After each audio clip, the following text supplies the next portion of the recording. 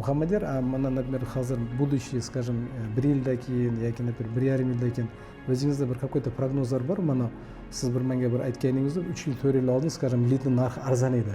Hozir yildan yilga lit, например, qimmat bo'lib ketyapti. И подписчикni, например, olib keltirish, и чтобы подписчик sani ko'rib, и чтобы у тебя еще остался, и с тобой, например, скажем, ну, долгое время находился, qimmat bo'lib chiqib ketyapti. В связи с чем это все происходит?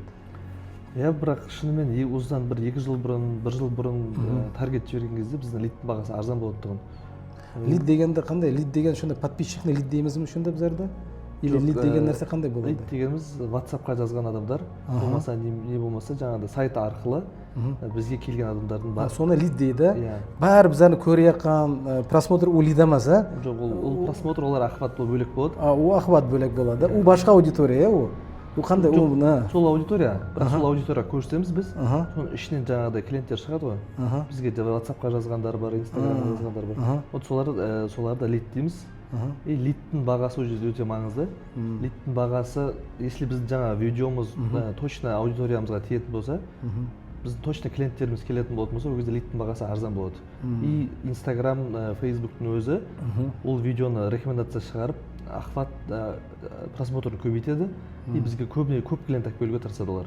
Получается, это эффект, накопительный эффект болар екен, если правильно точки ұратын болсаң, сам, скажем, вообще весь, например, все, что связано, скажем, с рекламой, реклама сама тебя начинает усиливать.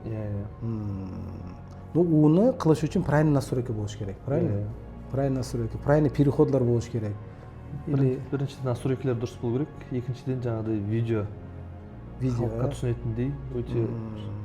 Енді видео түсінетін болғанда, скажем, дополнительно, скажем, зардан тамақ болғаннан кейін просто тамақты көрсенім, бір ценностьны көрсетіш керек, şu тамақтың ішінде, правильно? Адам şu үшін келеді да. Тамақ үшін келмейді, тамағының ішінде бір нәрсесі үшін келеді. Или қандай? Мен şu моментін түсіндіріп барыншы.